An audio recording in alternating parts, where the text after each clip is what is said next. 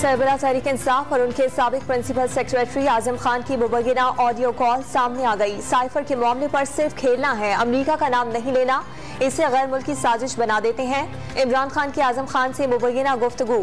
Principal secretary ने शाह महमूद और secretary खारजा से बात करने का मशवरा दिया।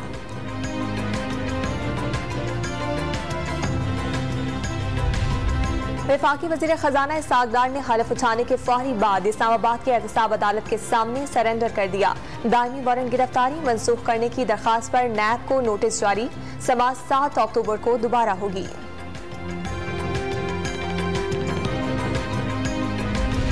रुपया मजबूत, महंगाई पर कंट्रोल और शरह सूद में कमी। वजीर खजाना इसहाक डार ने तरजीहात बता दी। इमरान खान की तरफ से पासपोर्ट मंसूख करने के बाइस वतन वापस न आ सका।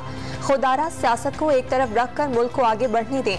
वजारत खजाना आमद पर सहाफियों से गुफ्तगू।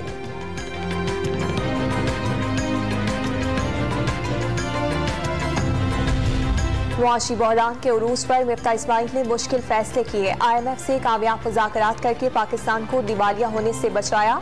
वज़ीर आज़म शहबाज शरीफ का मुस्ताफी वज़ीर खजाना को खिराज तहसीन।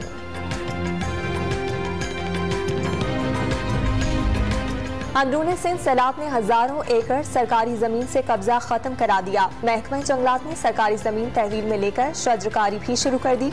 कश्ती सवार एहलकारों ने खड़े पानी में बीज फेंकना शुरू कर दिए।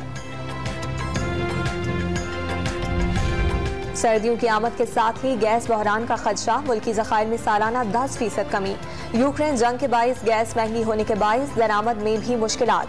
हुकाम ने सप्लाई बढ़ाने के लिए कतर और आज़रबाईजान से मुज़ाकरात शुरू कर दिए।